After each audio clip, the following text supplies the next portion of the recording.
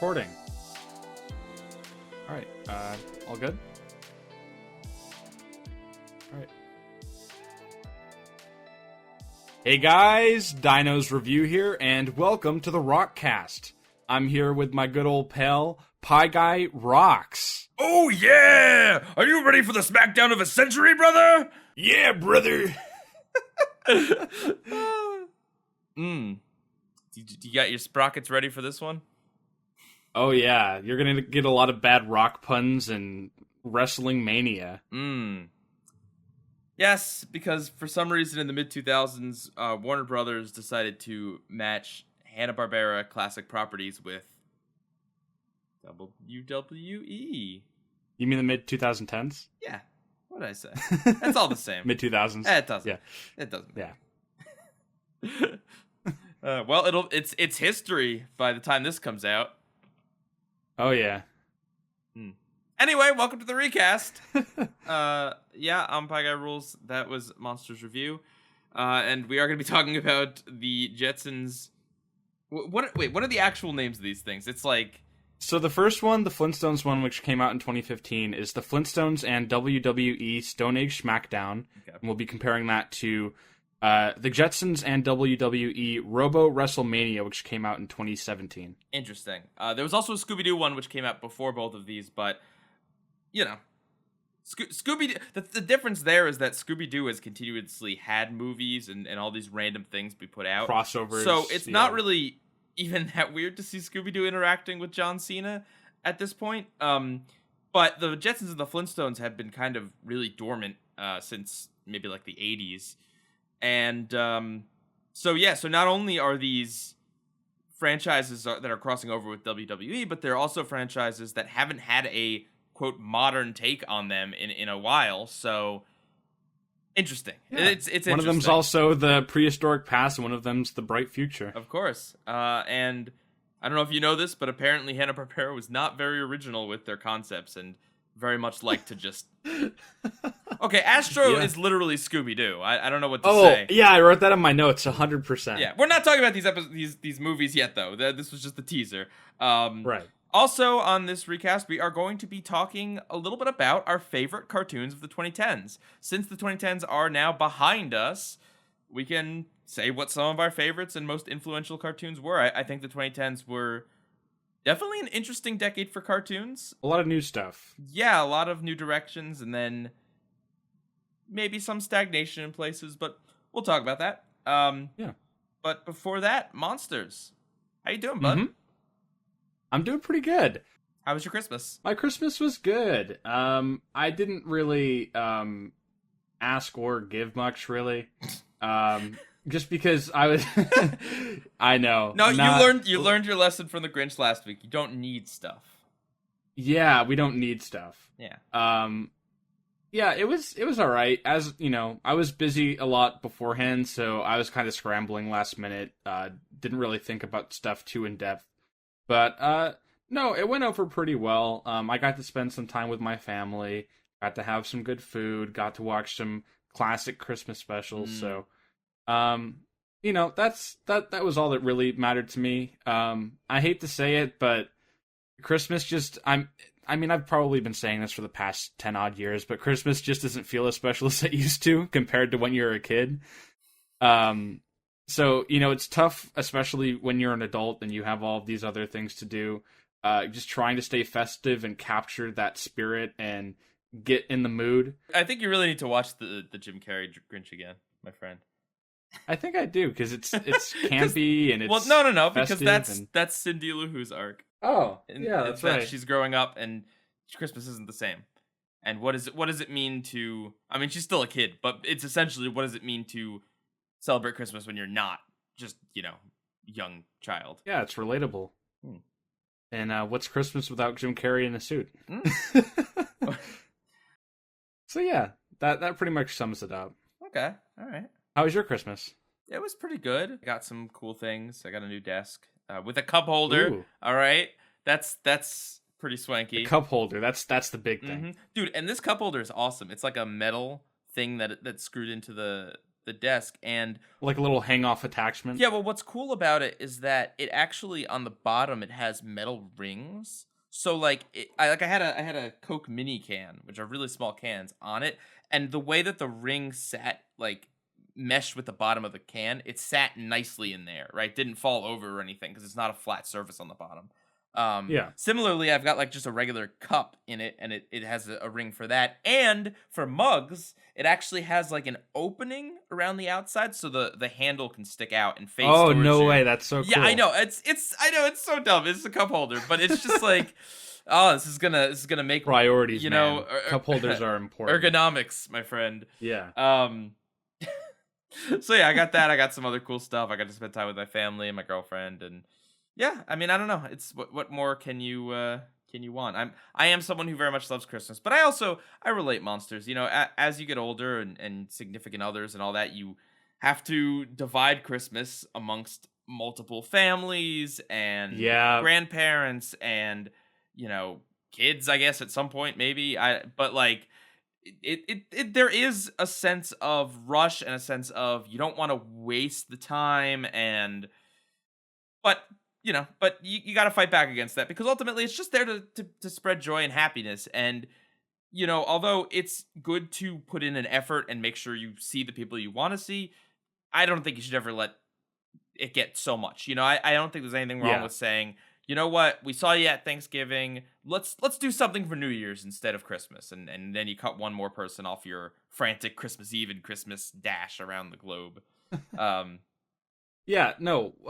Well, actually, kind of ties into that. So we're recording this on the 28th, and on the 25th, Christmas Day, some important family members were out of town. So the family that I usually get together with on Christmas Day, because those two people were missing, we just kind of had something that was low key. It was only a couple of hours. We didn't have traditional we didn't have like a traditional Christmas dinner. We just kind of had snack food and it was great and everything, but it just felt a little bit empty. We're actually having a get together tomorrow. That's hopefully a little bit more elaborate, despite the fact that Christmas Day is past. I'm a firm believer that Christmas carries till the end of the year. So long as the tree is up. Well, in that case, Christmas carries well into January for some people. We're not doing a what we watched this week, but I do have to mention on Christmas I saw Klaus, the Netflix movie. Oh yeah, I've heard great things about it. Oh my god, you got to watch this. It's, as far as I can tell, an original story. It's probably based on some children's book or something out there, but it's not. It's a different kind of Christmas story. Honestly, the way I could describe it is it's essentially like The Emperor's New Groove meets Christmas. Interesting. Well, you have a spoiled. Is there a crunk?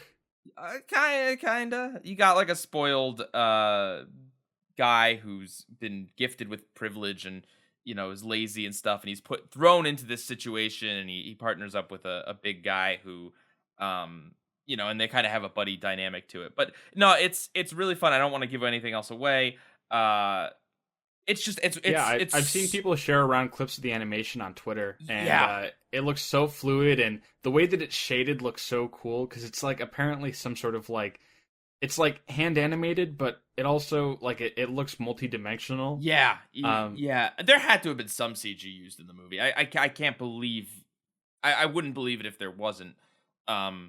But that's the thing. You watch it and you're just sitting there like, how did they make this? And can we get more?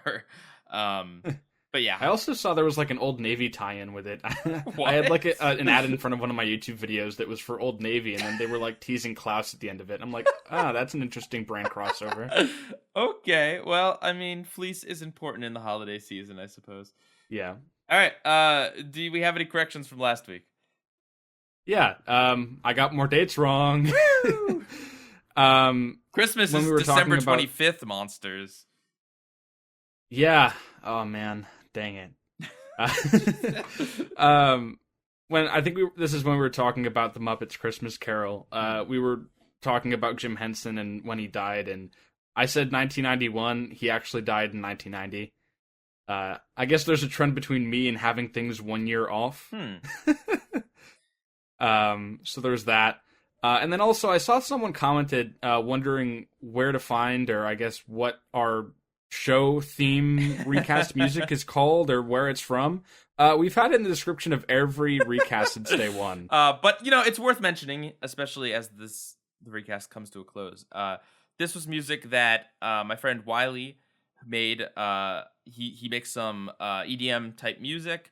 He just made it, and I asked him like, "Hey, dude, do you mind? Like, could I commission you to make something for our podcast, or could I license your music or whatever?" And he was good enough to just be like, "Use it." So it's Eventide is the name of this track, and if you like it, he has a few more over on his channel. There's also links to, I believe, his Spotify iTunes, somewhere where you can partake in the music, but it's also up on YouTube. So go over to his channel and give him a little bit of love, because it's become just an iconic part of our podcast.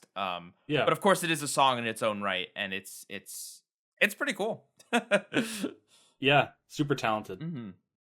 And just a reminder, after this episode, there will be 2 more recasts. We'll tell you again towards the end of the episode, but just 2 more recasts, guys.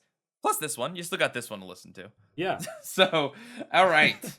Let's move it right along to our favorite cartoons of the 2010s. Now, this is not like a definitive list, so if we forget something or we didn't go in depth on something, it's not like we sat down for hours poring over shows. This was just kind of something we thought to do, and just to mention a few of our particular favorites that we had something to say about. So of the 2010s, does that includes 2010 itself, correct? Yeah. Okay. I guess I'll also say, at least for the ones that I'm going to talk about, it won't be any sort of particular order. Okay. So it's not going to be like a rank for me. I don't know about you. No, same here. I struggle with putting things in a definitive ranking list, and if I was gonna do it, I'd do it in like its own video type thing. Yeah. But yeah, all right. Why don't you go first? If you've seen any cartoon after the year 2008. Yeah, I actually wrote that down. It's going to be tough for me because a lot of these did come out after 2008. But you will note, just as a precursor, a lot of these will have the common themes of teenagers, action, and robots. Okay. Anywho, I mean, I'll talk about my first one, but just quickly beforehand, I'll mention honorable mention for me, or I guess this isn't a rank. I'll just mention it. Mm-hmm. Generator Rex. I believe it premiered in 2010. It's from Man of Action, the same guys who brought you Ben 10. I haven't seen it in a long time, but I remember it being super cool. Lots of really interesting lore, and I think it's super underrated because it wasn't exactly short-lived, but you just don't hear a lot of people talk about it anymore. And I think its animation and story and everything about it was really, really cool. So there was that. But the one I really wanted to talk about first was Regular Show. I love Regular Show. Such an interesting thing that didn't vibe with everybody. It was like a front runner of Cartoon Network at the time, but clearly it was kind of overshadowed by Adventure Time for being kind of, the parents' favorite. But Regular Show was still popular in its own right. There's many reasons why I really enjoyed it. Likable characters, little bits of action throughout. It was kind of similar to Phineas and Ferb in that many episodes kind of share a similar plot structure, and in that way it can be super predictable, where it's just like everything is normal and mundane, and then something absolutely bonkers and crazy happens, but somehow by the end of the episode things are just kind of back to the way that they were before. Or slightly changed. But I always found that interesting because they always managed to keep that formula fresh. Also, you can't deny that it had tons of 80s influence, huge pop culture references. And if you know anything about me, I love pop culture references. So, yeah, lots of cool nods to movies and popular things. And Regular Show, it's a great show. Okay. Well, that's actually perfect because, so the first cartoon I want to talk about is one that it's definitely not my favorite, and it's definitely got a lot of issues, but if I think about cartoons in the 2010s, and it spanned basically the entirety of the 2010s, I'm thinking, of course, of Long Live the Royals. No, just kidding. No one ever is thinking I'm of thinking that. of Problem Solvers. No, Adventure Time, of course. I mean, it premiered on April 5th, 2010. Like, it basically kicked off the decade, and it aired its last episode in 2018, but it's also coming back for, I think, towards the beginning of 2020 or towards the middle of 2020. So, it really just, I think of all the shows we're going to talk about, this is the one that literally was this decade. Yeah. Just all over it. And of course, I've talked about my issues with parts of the show, but really, and I was watching it recently, it is so different and so bold and so not afraid to just do something and to talk about more serious subject matter and to just have an episode that's about nothing at all. And I mean, I don't like some of those episodes that are about nothing at all, but it's ambitious, it's a gamble, and it's something that does resonate with a lot of people, even if any given episode doesn't resonate with me. And I mean, on a personal level, it was a show that other kids when I was going to high school watched and enjoyed. It wasn't seen as like a lame kids cartoon. Like I don't know what an example to use is, but Ninjago. sure. No, it wasn't. It was seen as something that had dirty jokes and was, for teenagers and had PG rating and all that. So it had that, and then, my time on YouTube, a lot of my more well-known videos for a while had to do with Adventure Time, and criticizing and analyzing that show was something that I think got me, I think was some of my better work, to be honest. But just the show itself was really, really interesting, and I think it absolutely set the tone for a lot of other projects in the 2010s. Things like obviously Bravest Warriors. well, I mean, even on a literal sense, yeah. I mean, like, we wouldn't have Steven Universe or what were the other ones? Over the Garden Wall. Like a lot of those shows that featured people from Adventure Time spinning off and doing their own thing. In a literal sense, Adventure Time is like the influence to them. But I think in the way that certain shows like Steven Universe told their stories, does harken back to what Adventure Time did. So yeah, I mean, it's not a perfect show, but it is a show that when I think of the 2010s, I firmly think of Adventure Time. Even though the show takes place in a post-apocalyptic future, it is the most 2010 show in my head. Oh, absolutely. It completely defines the decade with how iconic it is. And, however many years in the future, when I look back upon 2010's animation, even if it wasn't necessarily my favorite, I will look back and immediately think of Adventure Time. Yeah, and I mean, things like, it's a show that was broadcast in HD.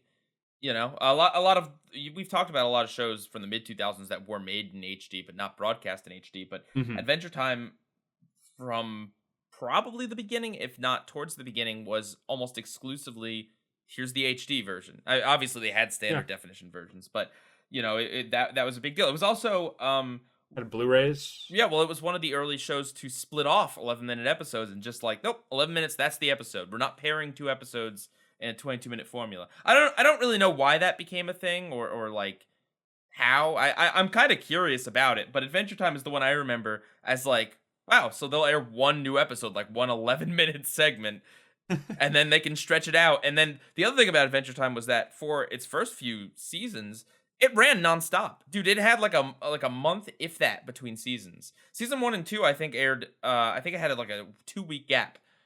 And because they aired it in 11-minute segments, they were able to just air episodes around the year.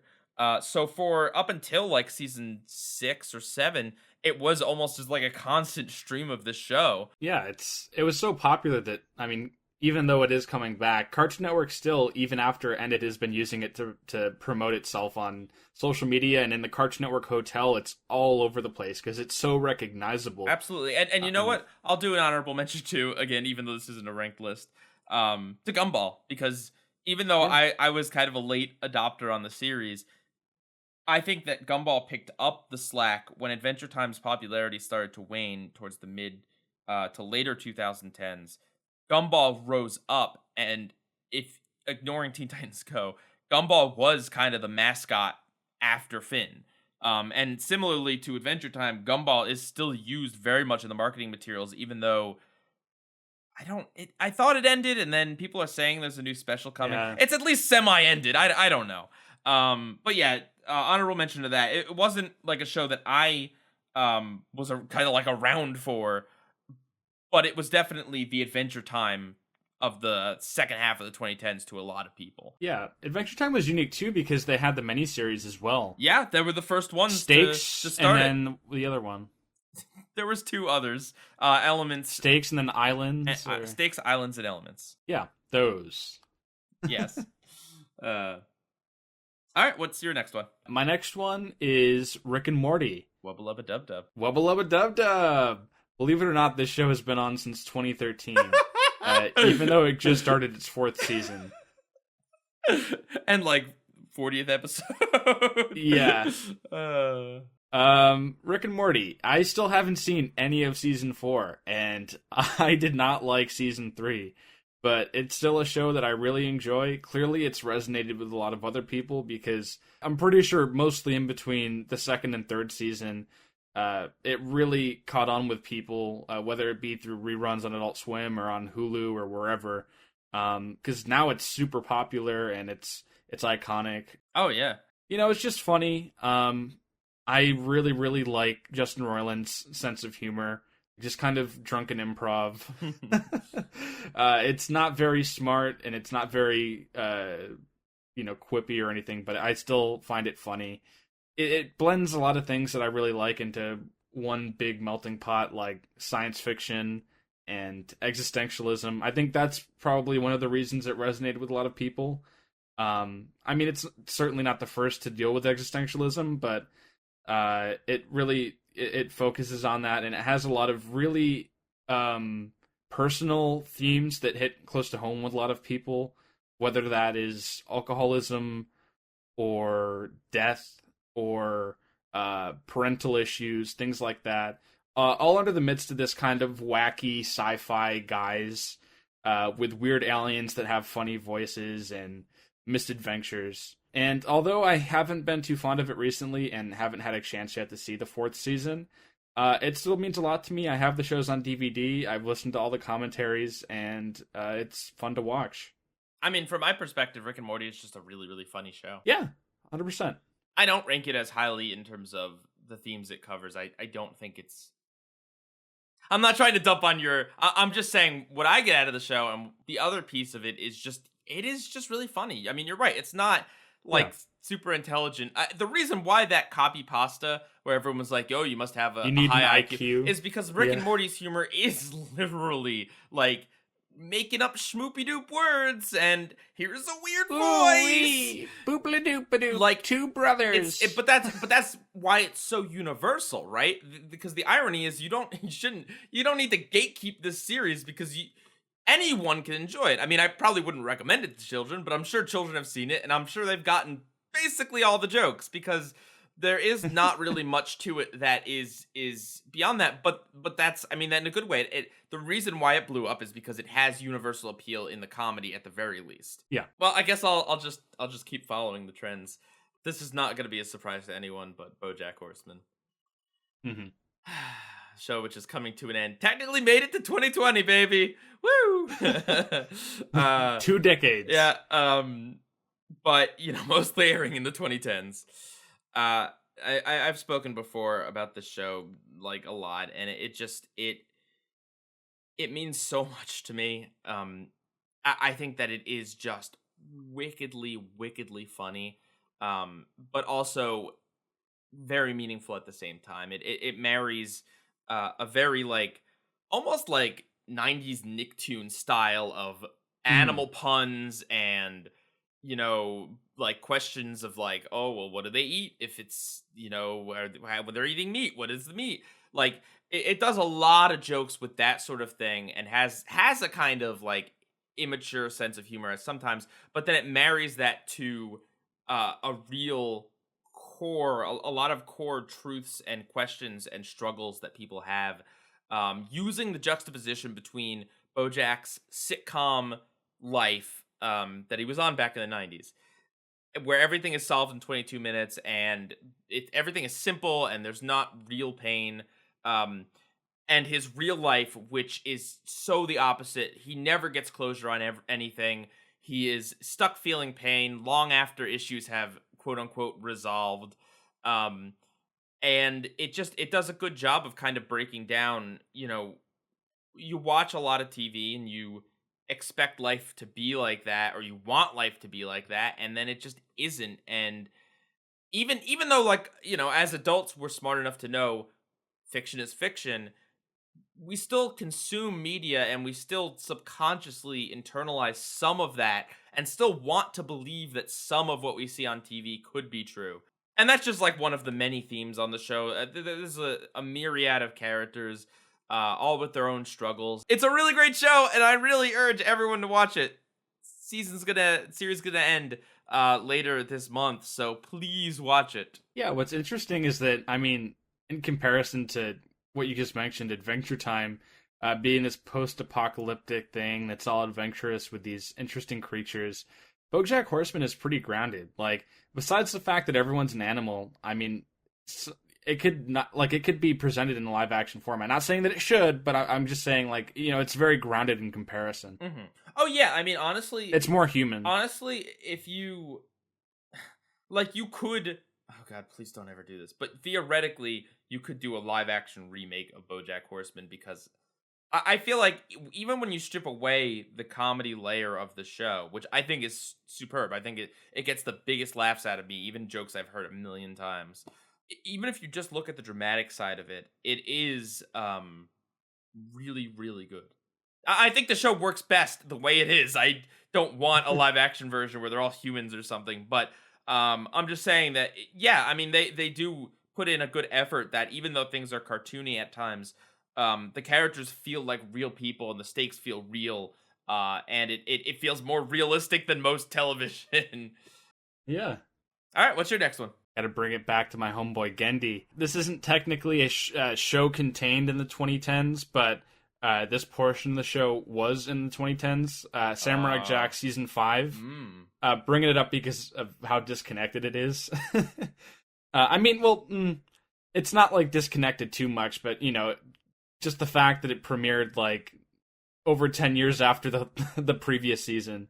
Yeah, it had a rocky finale, but overall, I really enjoyed the season. I'm a big sucker for visual storytelling, and that's what Samurai Jack excels in.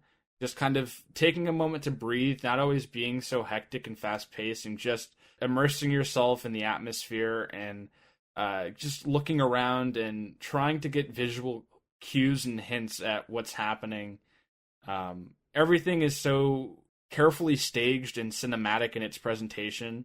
I was really, really happy to see a conclusion to Samurai Jack, because I was a big fan of the original 4 seasons. So to see a conclusion was really satisfying. It also just kind of stuck out amidst a bunch of other cartoons in the 2010s because it was super action-packed and just different. It's full of beautiful art. It's action-packed. What made Samurai Jack Season 5 also different, and this was, I guess, a bit of a risky move, was that it was a bit more mature because it was on Adult Swim. They didn't have the censors, so it wasn't just killing a bunch of aliens and robots. This time around, they could show blood, they could swear, they could be a little bit more adult with things, and I think that they handled that with grace. So overall, like I said, I think that the actual finale of the last season was a bit rocky, and for most it wasn't entirely satisfying in the way that they wrapped things up. But overall, it was a really enjoyable season, and I'm glad that they made it. Okay. So my next cartoon is Gravity Falls. It's a good show. It's such a good show. It's, we talk about shows that go on and on and on, and I think it really is, it says something at the fact that it's a 2-season show that still has an active subreddit. Like, you know what I mean? Like, there's not actually a lot of Gravity Falls material out there, but it's still just fans can't get enough of it and talking about it because it was a really, really good show. it had a good sense of humor that didn't feel like it belonged on the Disney Channel, and that's what made it great. Owning guns instead of stepladders. That's what else, Quackle Stan is a legendary character in my book. It's a coming of age story like so many others, and it's a story about summer. And I don't know, it's like it's hard to describe what makes the show so great because honestly, it does a lot of the things that other shows before it and after it have done, but Gravity Falls just does it with such beautiful animation, such good voice acting, and most of all, I think the one thing that really defines the series is the attention to detail. Oh Uh, yeah. if you listen to the commentaries or if you just watch the show, you'll know that like there are literally codes hidden in episodes, multiple codes to be real life deciphered. Alex Hirsch, the creator, threw a huge scavenger hunt after the show was over. There's references and hints in episodes to the big twists. Like there's so many hints and pieces of foreshadowing to the major things that happen in the show, and A Tale of Two Stands and the twist surrounding it, and Not What He Seems, the episode before it. It's like that twist is so big and such a you don't get crazy twists like that in cartoons that often, and so Yeah.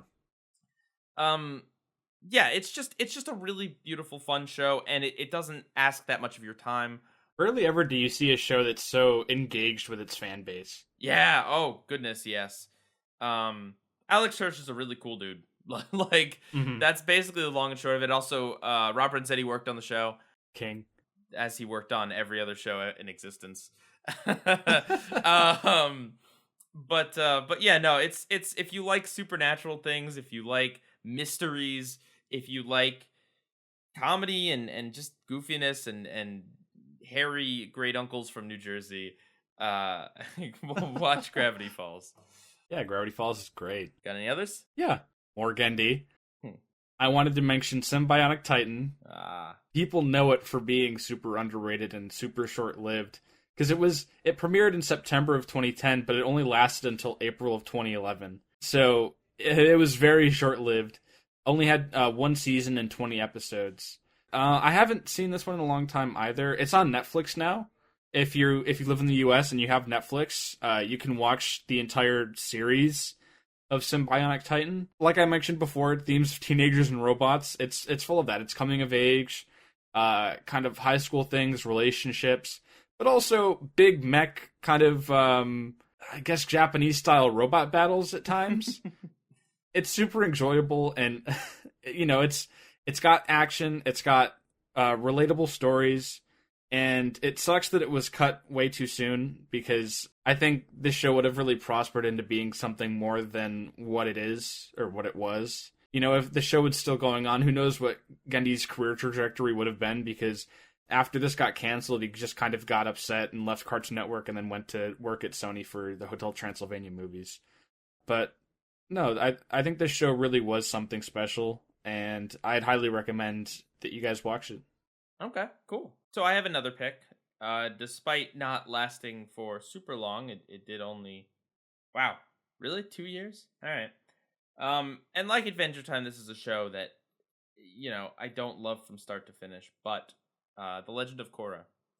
Hmm. It doesn't get talked about a lot, and you know, it did have severe problems. But I recently have been rewatching season one, and it's a beautiful show. Like it might be Mm-hmm. the most beautiful show of the 2010s, cartoon wise. Just like honestly, it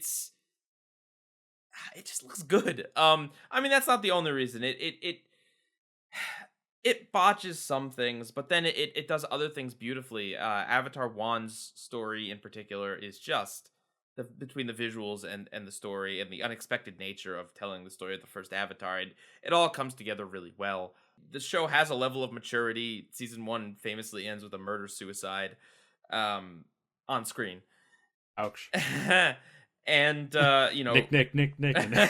really top-notch voice acting. Season 3 had a really cool concept, I think, and I wish it had stuck more of the landing. I absolutely do. Some of that's on Nickelodeon, some of that's on the writing team. But it its highs are really worth seeing. I think if you're a fan of Avatar, Avatar being of course one of the best shows of the 2000s. Yeah, arguably all time. Yeah. Oh, absolutely. But yeah, Legend of Korra. It also has the honor of being Nickelodeon's first show to premiere online? Question mark. Right? Like, Yeah, I premiere or dump. well, yeah, but I mean, okay, let's put it this way. It was Nickelodeon trying out a different way of sharing the show. And I honestly still defend it to some extent. It was unceremoniously dumped on the website. I agree. But I will say a lot of Korra's fan base skewed older than the traditional Nickelodeon audience. You'll notice there's no other Nicktoons on any of the things that I'm mentioning, and probably none on yours. Because Yeah, I was thinking about because that. Nickelodeon has skewed younger and younger and younger as the years have gone on. And so what else were people like as an adult, it's very hard to remember to watch a network that you don't usually watch at a certain time or whatever. So dumping it online is a way for people who were getting into Netflix and stuff seeing it. I think that it could have and should have been handled better, but I don't think that it is just this like laughing stock of an idea, because that's how I watched the show. That's how I watched the first few seasons. I didn't watch it on TV, I don't believe. But yeah, no, it definitely has a special place in my heart. It's the Avatar team. I mean, really, even when they're not at their best, they're still doing something pretty cool. Yeah, you make an interesting point. I looked on Nickelodeon's list to see if I was like forgetting anything, or like, maybe there's a show from Nickelodeon Planet that I Sheen. forgot I really enjoyed. Yeah, Planet Sheen. Sanjay and really Craig, breadwinners. The only one I really would have considered maybe was Harvey Beaks, but yeah, if you look at this list, it's like Adventures of Kid Danger, Pig, Goat, Banana, Cricket, Bunsen is a Beast. The Teenage Mutant Ninja Turtles series were good. Neither of us got into them, but I will say those are things that other people could have included, I would say. But other than that, I mean, Robot and Monster. Yeah. All right, do you have any more? Yeah, I guess one more quick one. I mean, who knows how it's really going to turn out? I'm assuming well, because it's relatively new. Primal. That I wouldn't bring up Gendy again, but I managed to figure it out. Well, hang on. What's the line, Monsters? If it's after 2008, Monsters hates. Unless it's by Gendy, then it's trendy. Yeah. Oh, truer words have not. It applies. Yep. It applies. Yep. Primal. Believe it or not, I still have not finished watching Primal. I will make sure that is something that I do soon, but I just haven't thought about it or really gotten around to it, which stinks because, there is some very cool things going on in the series, or at least the last time I watched it. But pretty much it harkens back to a lot of what I said I really liked about the 5th season of Samurai Jack, and that's that it's mature. It doesn't focus too much on the dialogue, so there's a lot of visual storytelling. In Primal, there's really nothing. And it's fun to watch, and it's also beautiful to see. There's a lot of really cool art, and it puts the characters in a really interesting setting. Cavemen, dinosaurs. Thematic to this episode of the recast. I think it's Gandhi attempting to make a soft reboot or try to kind of formulate Seth MacFarlane's plans of his own Flintstones into a more adult series. Yeah. Lastly, I have a show from Cartoon Network, and this one means a lot to me. I talk about it quite a bit. It's not everyone's thing, but Uncle Grandpa. No, not really.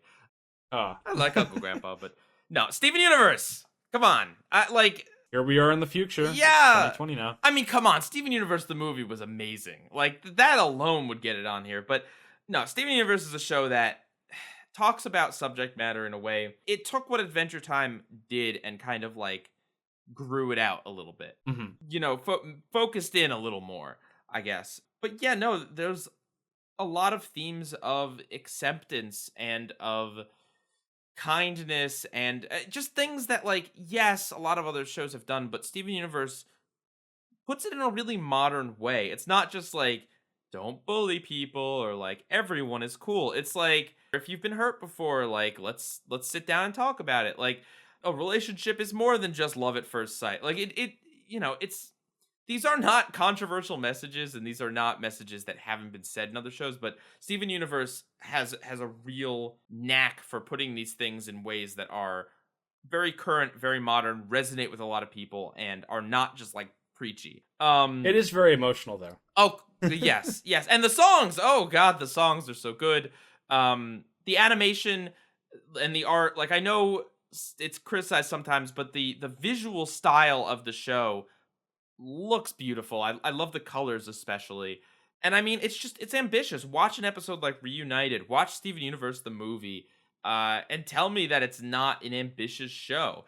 It's got its low points. It's got episodes that I can't stand, but it's a very 2010 show, and technically it is over. Steven Universe Future is a new show, quote.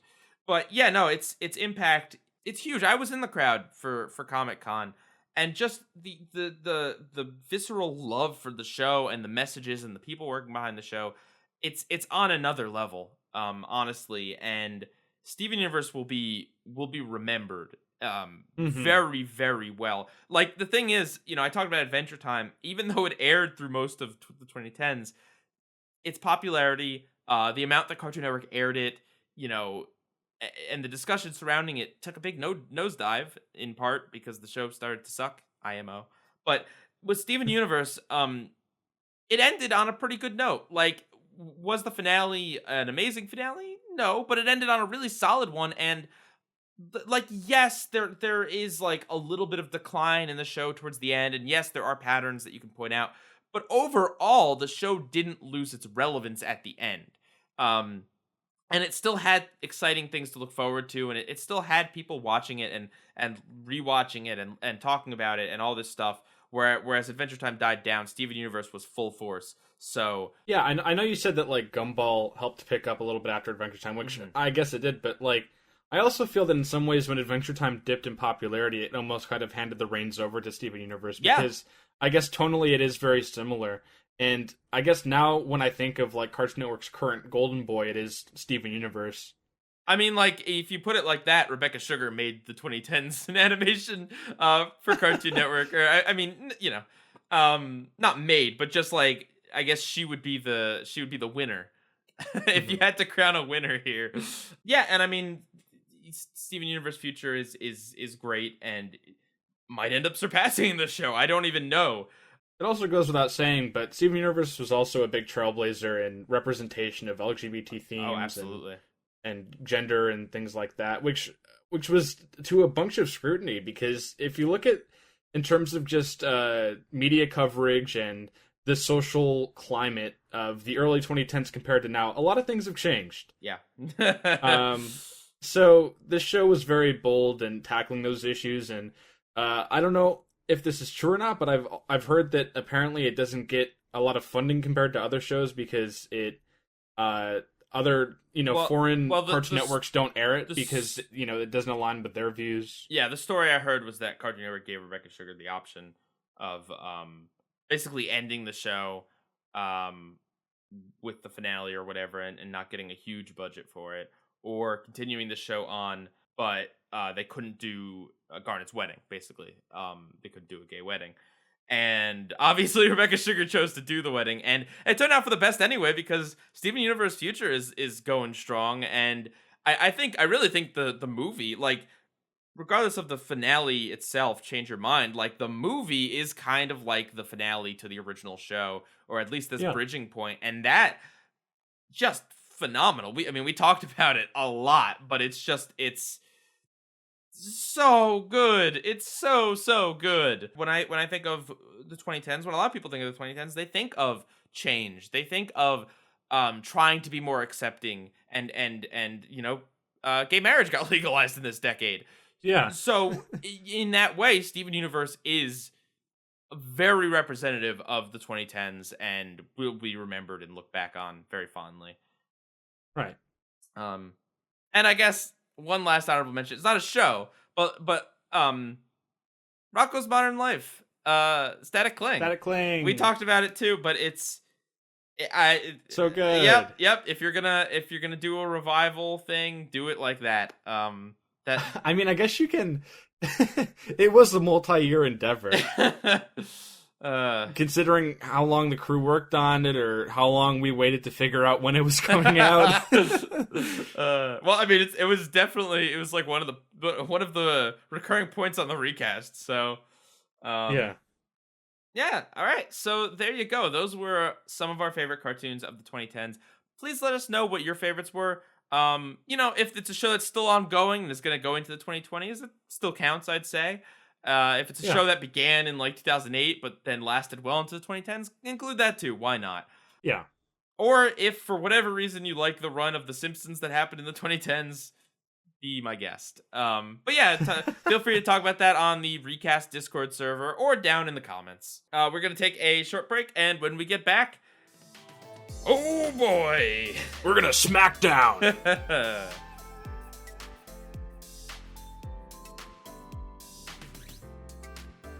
And ladies and gentlemen, we are back. Stepping into the ring, we have the Flintstones and WWE Stone Age SmackDown. SmackDown.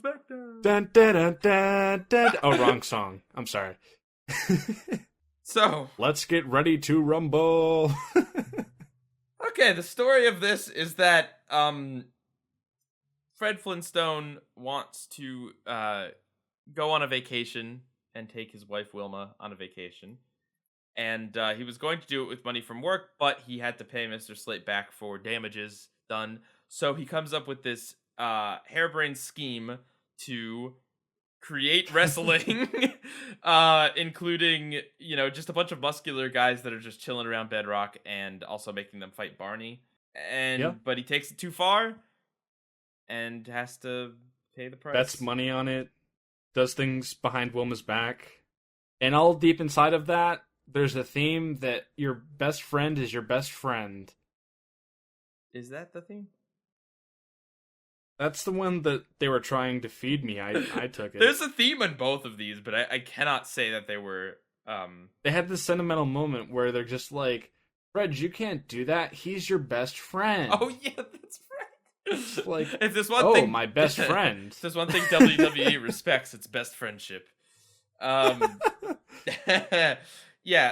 So, I guess the first thing I gotta say is, in terms of a Flintstones adaptation, I mean, you had mentioned last week that, like, On the Rocks was the last project outside of Fruity Pebbles commercials that the Flintstones had been a part of. And honestly, I think on the Flintstone side of things, this is a really good adaptation. Like, oh, it's very faithful. Yeah. Visually, it looks good. It looks a higher budget than like a TV show episode, which it should, because it's being sold as like a direct-to-DVD movie. The animation doesn't look cheap. It's got a lot of those Hanna-Barbera quirks. Right. Sound effects. Yep. Like, they don't change that. Fred's voice actor did an amazing job. Like, that sounded perfect. Jeff Bergman. Yep. I will say Barney's voice was weird. Yeah, that was Kevin Michael Richardson. Yes, which is the weirdest casting of Kevin Michael Richardson I've ever seen. If you don't know, he's the guy that does the deep voice on like every show ever. Yeah. But instead, he does Barney's voice up higher. And Barney's voice is usually like down here, right? Yeah, it's like that. Yeah. He's like Yogi Bear, basically. But instead, it's high. It's I don't know. It's not the worst thing in the world. Barney also has white pupils, which bothered me. But whatever, that's minor. No, he also had a red shirt. Did he? Yeah, he had a red shirt, which is weird because he normally has a brown shirt. Anyway, yeah, no, but otherwise, it's pretty faithful in terms of the visuals, the sounds, the animation, and it all looks good.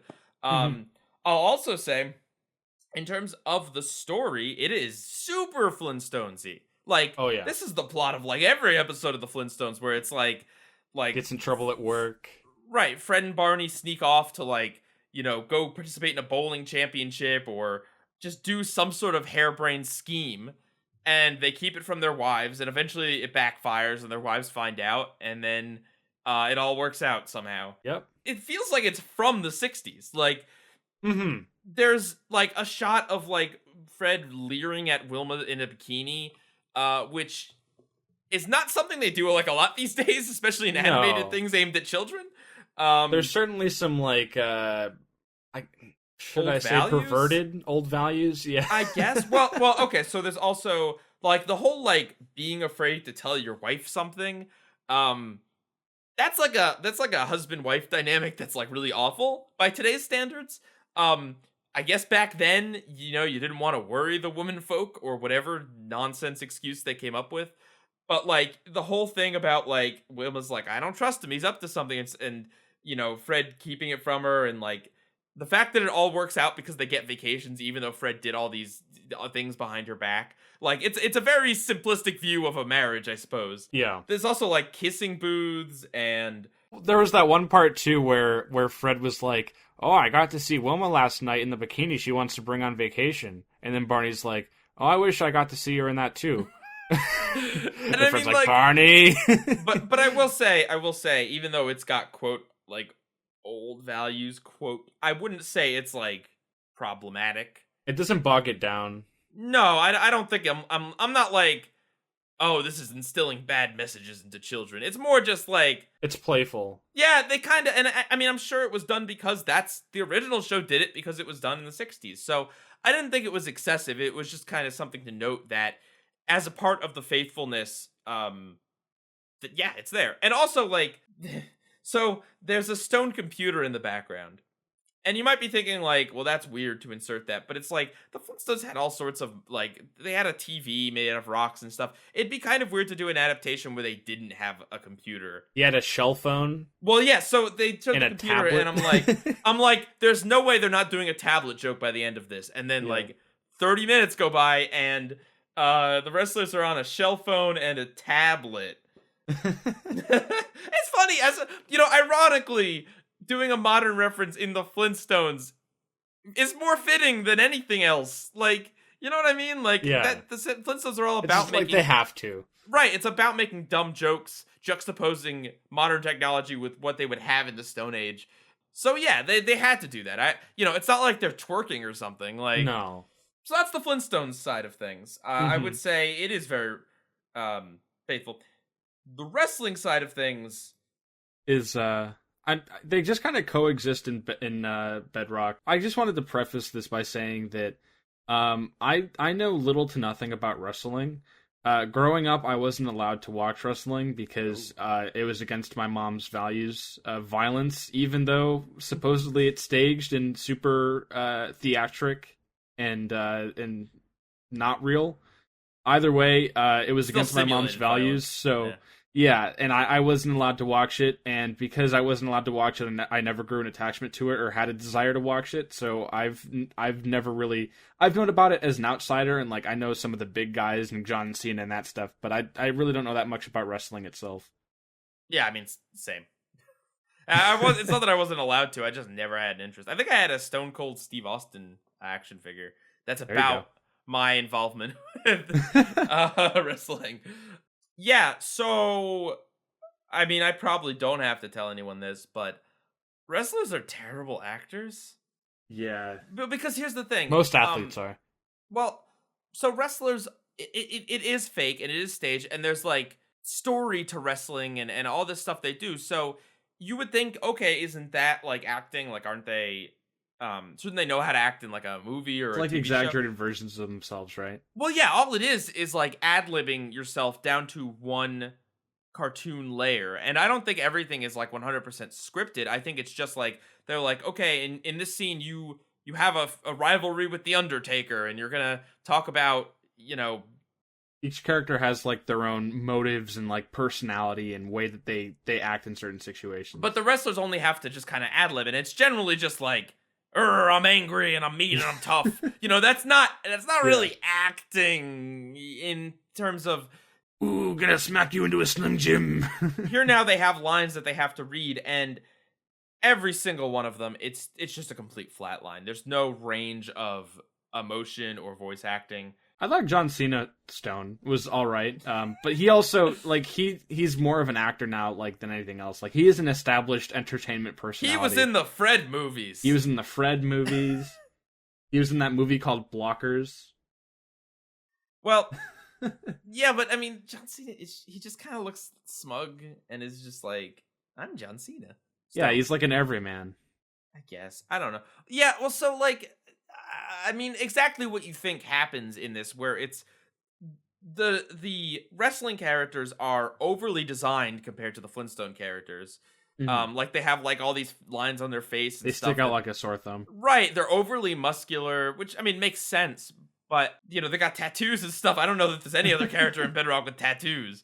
Maybe like a mom, I heart mom tattoo on the chest or something. But like, and they're just everywhere. And in the context of this story, these characters are not wrestlers and have no reason to be as buff as they are. And yet there's just a whole litany of buff people hanging out in Bedrock.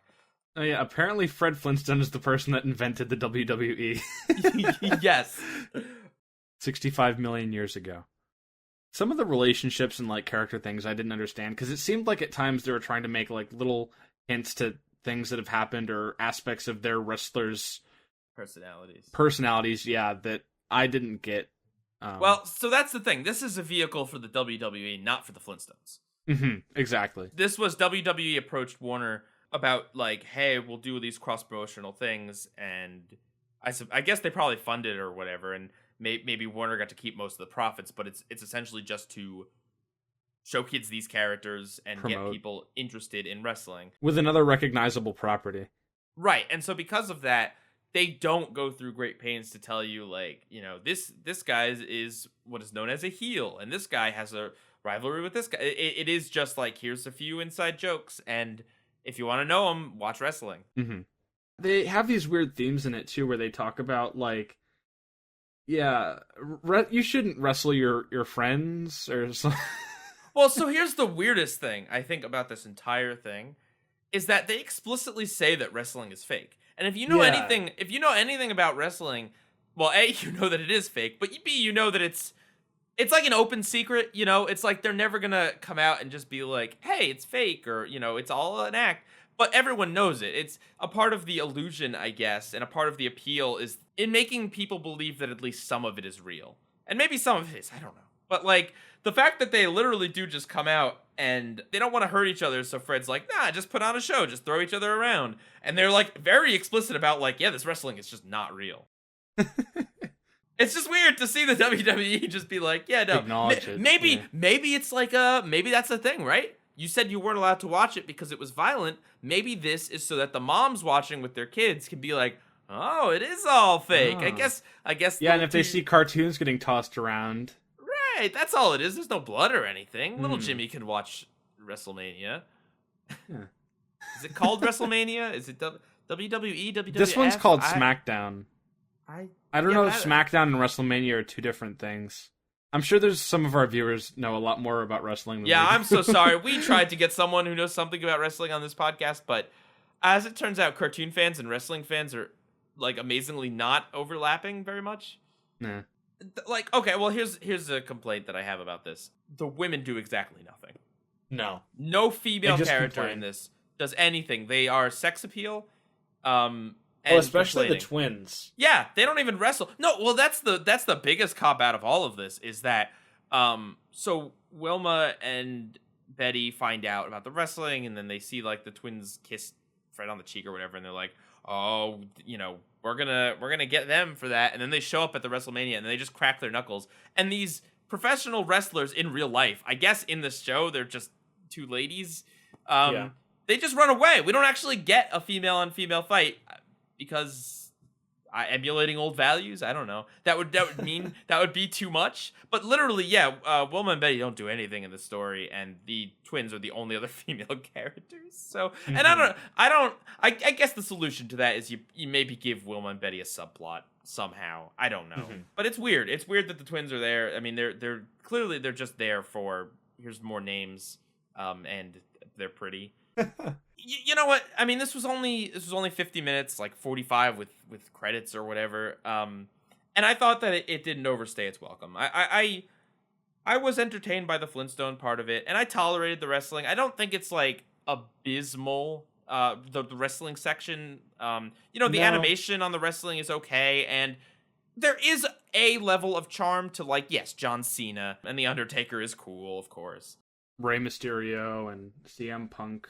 Right, but then there's things like McMahon is there, who's like the commissioner or something, but he doesn't do anything. Yeah. He's just there to do a punchline at the end where it's like Fred gives him the idea, throughout the movie, just like, hey, Fred, you're onto something. Like this is gonna be a big thing.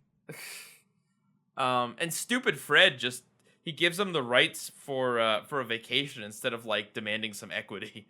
Um, like what a stonehead. No residuals. Nah. What about that weird? Remember that weird like.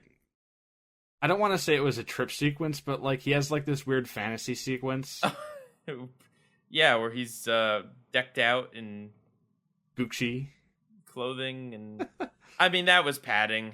Yeah, but luckily they didn't try to stretch it to be an hour and a half or anything. It could have definitely been a little shorter, but it's not terrible. Granted, if you're buying it like as a DVD, I guess you'd feel ripped off because it's not a movie. no, It's like a double length episode or whatever. it's less than an hour. Yeah. But for what it is, I think it's decent. If you have any interest in the Flintstones, if you like the Flintstones, I don't think you'll be disappointed in this. No. Because like I said, I do feel it's very faithful.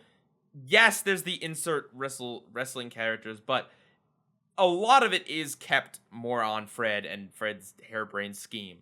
Yeah. It is also kind of weird because it's like my initial thoughts are always to compare it back to like The Simpsons, but The Simpsons are aping and borrowing things from the Flintstones, but now the Flintstones, it's just a similarity. And wasn't the Flintstones borrowing things from the Honeymooners? Yeah. Yeah, it just never ends. With the animation, like obviously I think it was really good for being a 2015 digitally animated direct-to-DVD movie. There's some really cool scenes. Like I remember there's a part where Wilma's suspecting Fred's up to something, and he's just like, "Don't worry, nothing's wrong," and then he just kind of skedaddles out of the house. And like he does this funny dance. Like some of that stuff looked really good, but you could tell that in some like establishing shots or some places where it didn't matter, they did cut a few corners. Like you could see in some parts where there was a little bit of motion tweening, mostly with extras and stuff. But I was just going to mention that you can notice where they do have it. It wouldn't be a Hanna-Barbera property without shortcuts, my friend. Oh yeah.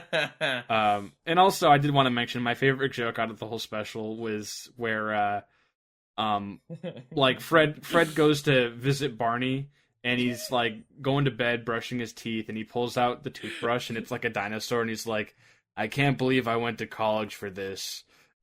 It's okay, yes. That joke is great because it's a little dinosaur that Barney brushes his teeth with.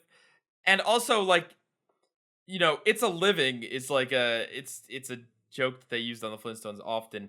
And they did the joke, but they also just changed the wording up to make it a little different, which is cool.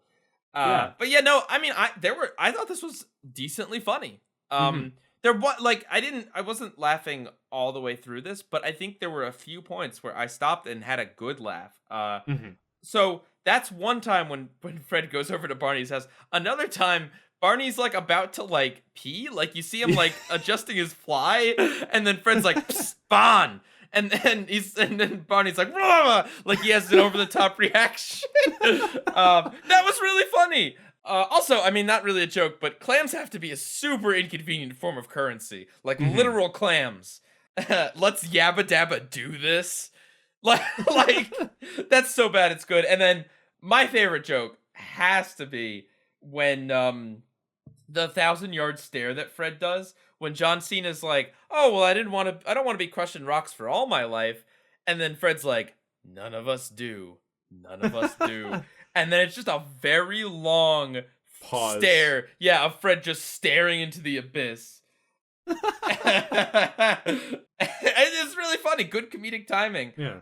Also, there's a really like weird joke where Fred rips off one of the guy's pants because, of course, you can't wrestle in full clothing. And he's like wearing boxer type things underneath, and he's like, "Wow, how'd you know I was wearing that?" And Fred's like, "I just got lucky." It's just like, along with that, there's also a butt and crotch bulge at one point. Oh yeah, which is hilariously just strange. Although I have to say, okay, I know. Oh god, I think this guy's a wrestler. I'm pretty sure Dwayne "The Rock" Johnson. Yeah, he's a wrestler. He was a wrestler. Yeah. I know he's not anymore, or I don't think he is anymore. No. Well, that's funny too, because he with WWE Studios, who co-produced this movie, he recently produced one called like Keeping It with the Family or something.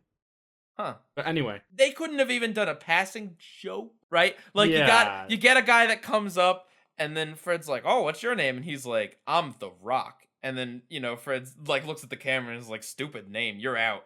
Or I don't know, something. Cuz the whole series is nothing but rock puns, of course. So, yeah. Want to talk about some of them? oh, absolutely. So, the worst one is John Cena's Stone because that's not a pun. They No. added Stone to the end of his name. There's also CM Punk Rock. I guess that's kind of a pun. Right, Just like CM Punk Punk. Rock. Punk rock. Yeah, it's something.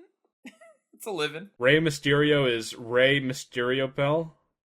Mysteriopel? The Undertaker is the Undertaker. Yep. Oh, yeah, that's a great one. And then McMahon Mr. McMagma. is McMahon, which is like, That's pretty good. I guess that's a stone. It's Liquid Stone. There's Marble Henry, Yeah. who's Mark Henry. Daniel Bryan is Daniel Bryrock. That's really bad. Yeah. Well, it's supposed to be like Dry Rock. I don't know. And then Brie and Nikki Bella, the twins, are Brie and Nikki Boulder. That's awful.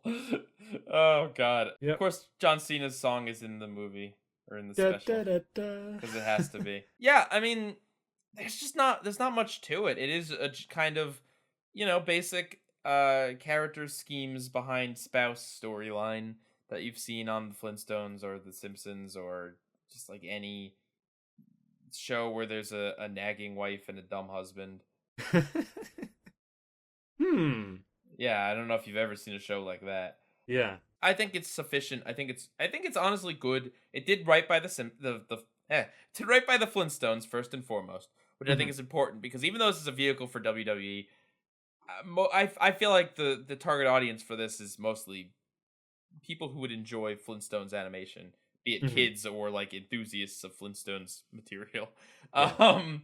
But yeah, no, I think they did right by that. And yes, these wrestlers are inserted rather clunkily. There's no way getting around, like you can't look at this and not say this is some marketing idea and not this was a really good idea for a story. This is not a natural marrying of two franchises. No. I hate to tell you. A lot of the interactions are either just like running into them on the street or just John Cena at the beginning's like, I know a couple people, and then they go out to the locations to find the wrestlers. Why does John Cena know all of these buff people? I mean, I guess you could just say that they all go to the same gym or something, but they don't even give like a joke about that because again, they're not wrestlers until Fred makes them wrestlers. Isn't John Cena Stone also a distant relative of Fred's boss? I don't know. Like, isn't that why he gets the job at the quarry?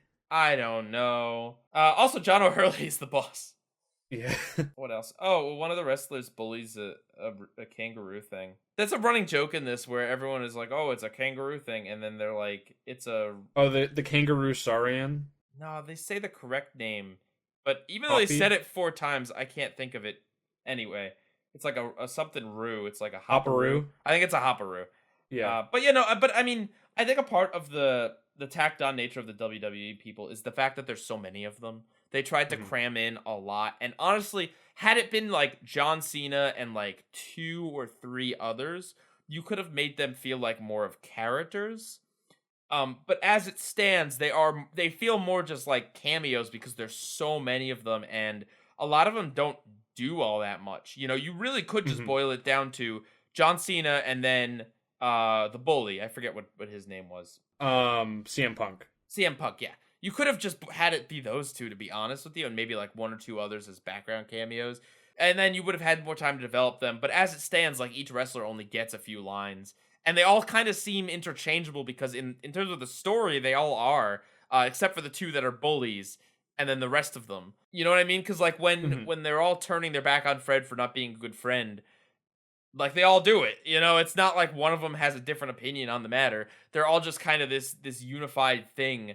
So it doesn't feel like they're characters. It feels like they are insert cameos. So I think it brings it down a little bit, but I don't think it's as distracting as it could have been, I guess is how I'd say.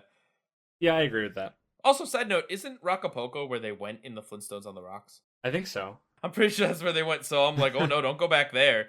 That's where you have more No. marital troubles. Wouldn't be the Flintstones without marital issues. Am I right? I know. Also entering the ring, the Jetsons and WWE Robo WrestleMania Woo! in 2017 / the Yep. future. Okay, so this one is actually a movie, or movie length. It's hour 20 minutes. Woo! And the story behind this one, it's a little weirder than the first one. Gonna be It's honest. Avatar: The Last Airbender. Well, okay, so like you take the Flintstones one and like Fred inventing wrestling as part of his scheme, like that kind of seems like a way to do that, right? I'm not gonna say that's natural, but that at least feels right in some way. This is so the Big Show, who's a big boy wrestler guy, he's gonna fight Seamus McAmus or whatever his name is, for the belt. Oh god, I'm gonna try to summarize this. Okay, basically, the Big Show gets frozen on his way to a wrestling match and ends up in the distant future where George finds him. George defrosts him, and the Big Show finds out that wrestling is done all by robots, which angers him so much that he decides to beat them all up, take control of the robots, and promptly enslave humanity. Yeah, become a dictator. The Jetsons decide to travel back to the past to bring to the future a bunch of wrestlers to stop him, because the only one who historically can beat the Big Show is Seamus whatever his name is. I don't know his wrestling name. Seamus. I guess it's just Seamus, yeah. He's Irish, that's what I know. And so they bring him back, and there's like elaborate scenes. There's a ham-fisted message about being too reliant on technology at some point. And then the wrestlers beat the Big Show, and they all go back to the past. Yeah, that was the theme I got at this one. Humans are better than robots. What is this, man? Like, okay, so I understand that both of these are big promotional materials for the WWE. Talk about a commercial for the WWE.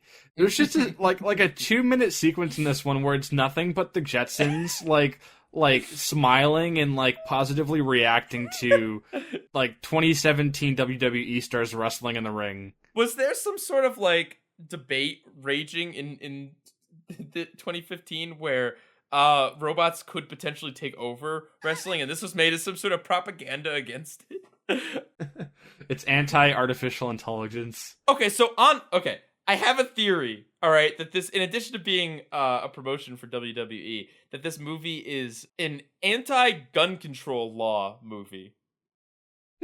Because the Big Show is able to take over the world, or this town, or whatever, it's not really clear, because the cops cannot stop him. Because the cops literally have no weapons whatsoever. They have little buggies that they drive.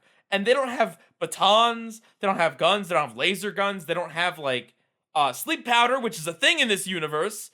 The cops don't have it, but the Big Show sure does. And so, right, because the cops don't have guns, the Big Show is able to take over, and there's that whole speech about being more self-reliant. This is What's mostly interesting about this one a is joke, that but yeah. Before you move on, I just want to make sure people know I'm kidding. Hi guys, joking. Yes. Now what's interesting about this Jetsons project is that unlike the Flintstones, which had On the Rocks in the early 2000s, this is the first Jetsons produced piece of media since the show had a revival in the 80s, if I'm not mistaken. According to Wikipedia, 27 years since the 1990 film Jetsons the Movie. Which also featured time travel. Or wait, no, sorry, that didn't. The Flintstones Meet the Jetsons was time travel. Yeah. I think I this goes without saying, this one is so much more WWE centric. You think so? You didn't think so? I mean, the first one is literally about... Well, okay. The first I feel like the Jetsons take a back seat in this one. Okay, yes. I think if you're weighing it of Hanna-Barbera characters versus WWE characters, you're right. I mean, the first one is more about wrestling, I would say, because it's literally about founding wrestling. But yes, there is like really extended sequences of just showcasing wrestling and stuff. By the way, the Scooby-Doo one, which I saw a little bit of, in the opening sequence of it, it is actually live action footage of wrestlers wrestling. Really? Yes. So, we didn't get that at least. Yeah. But yeah, I think you're right. You're right. This one, there's a lot of these characters. But at least, I will say I do feel like there are more characters in this. Yeah, there's a lot of wrestling characters. They give them things to do, right? There's the architect, I think that's his name, who's got a big mouth and, is the butt monkey, basically. There's Roman Reigns, there's Rollins. Right. Alicia Fox. Yeah, she doesn't really do much. She kicks some butt towards the end. Yeah, that's true. But yeah, because we spend more time with them, they do feel a little bit more like characters, and not super much, but I will also say I think the acting, ironically, even though they are literally voice acting robots at parts of this, is less stiff in this one than it is in the Flintstones. I actually think that there's a little bit more dynamic nature to it. I mean, the Big Show is the antagonist. He is a very, very major character and has a lot of lines. And he does all right. Like, I'm not saying it's a great performance, but, he sounds angry when he's supposed to be angry. He's menacing. Yes. And that's the point, right? He's the villain. Mm-hmm. He's also an airplane pilot. Yes, yep. Yeah, so, okay, we gotta find a way for the Big Show to get to the future. How are we gonna do it? Does he make a time machine? No, he's not that smart. Do the Jetsons come back for him? No, I don't know why they'd be doing that. How about he flies a dinky airplane in a horrible snowstorm and crashes, and instead of dying, just gets frozen somehow. He's Captain America. He's also Aang. They gave him the super soldier avatar serum. He went into the Big Show state. Yeah. And I mean, besides that one comment that George's daughter made, it didn't seem like there was too much concern about, like, how he went missing or, like, why he went missing, or apparently nobody searched for him. Yeah. Or if they did, they couldn't find him in the middle of, like, the Rocky Mountains. Yeah. Also, just while we're on random observations, did George Jetson marry Azula? You're right, because Gray Griffin Delisle voices her.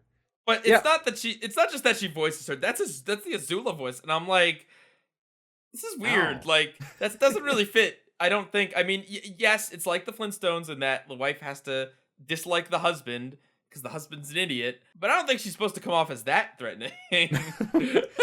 Yeah. Speaking of the wife too, both her and the daughter had like this weird, like reflective thing on their lips that was different than what their original designs were. Like their lips were a little bit more plump, and they had like a little reflective thing on them. Good observation, Monsters. Yes.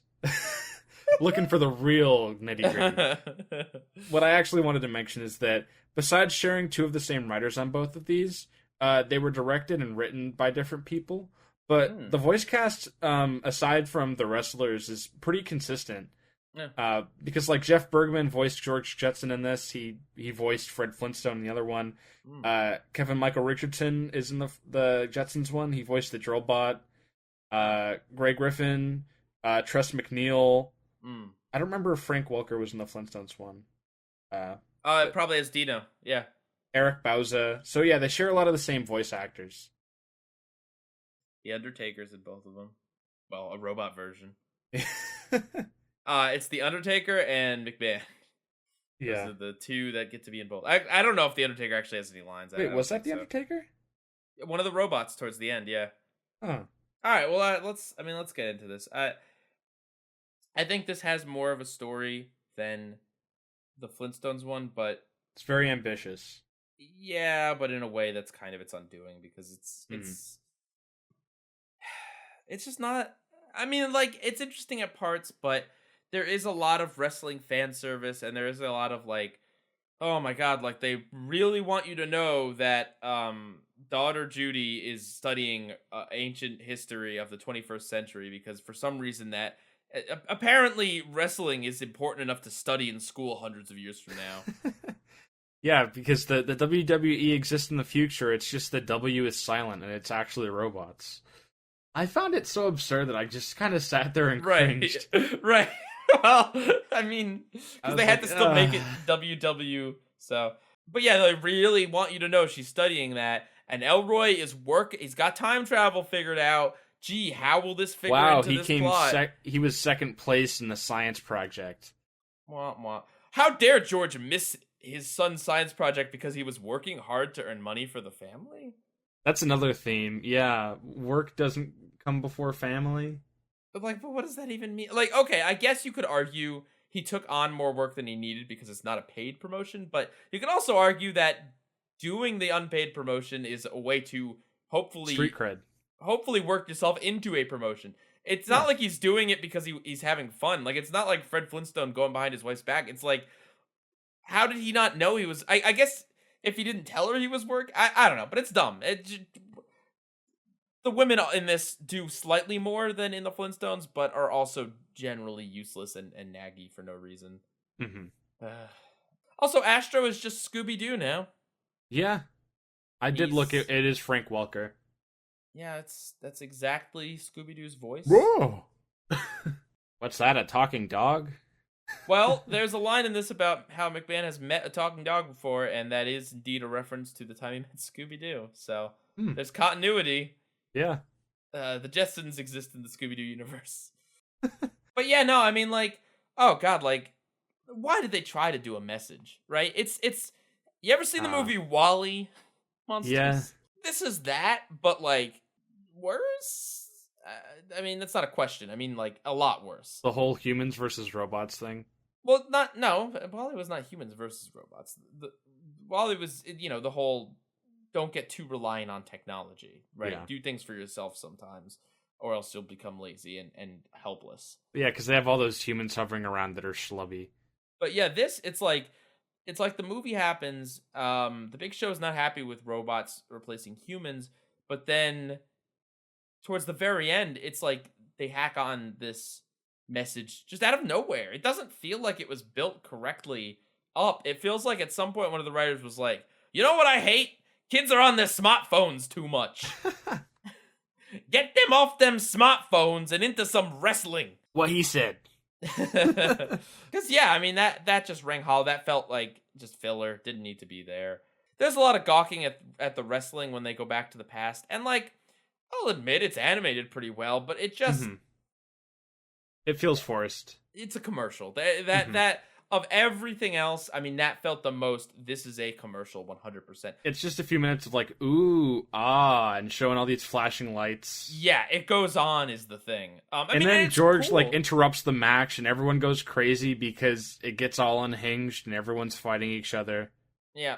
I mean, you could tell that they use that in a reel somewhere, right? Some promotional reel. I wouldn't doubt it. To sell to investors or to get, to just play on the big screen before the match or something. Just like a clip of them wrestling in Hanna-Barbera style. But it looked nice. It did look nice. I'm not going to argue that. And I mean, the whole thing looks nice. It's same as the Flintstones. It's animated pretty well. Like, it's not amazing. I'd say the character designs in this were not as good.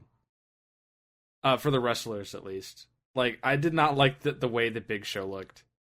Well, what drove me nuts was the present day humans. Oh, they don't. Yeah. They just look like nothing. Generic. You know what I mean? Like, because essentially the style of these Hanna-Barbera shows were the clothing, right? Like the Flintstone. What separates the Flintstone character design from the Jetsons character design is future clothing, past clothing. That's it. And in fact, I'm pretty sure the same dude that gets or a similar design to the dude that gets kissed in the kissing booth in the Flintstones one, as the guy asking for an autograph in this one. Yeah.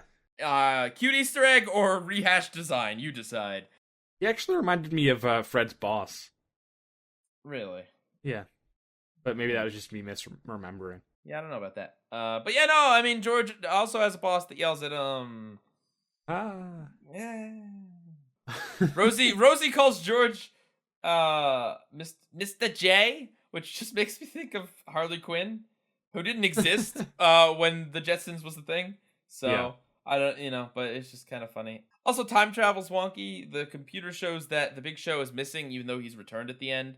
I guess time works linearly to the people time traveling. Yeah.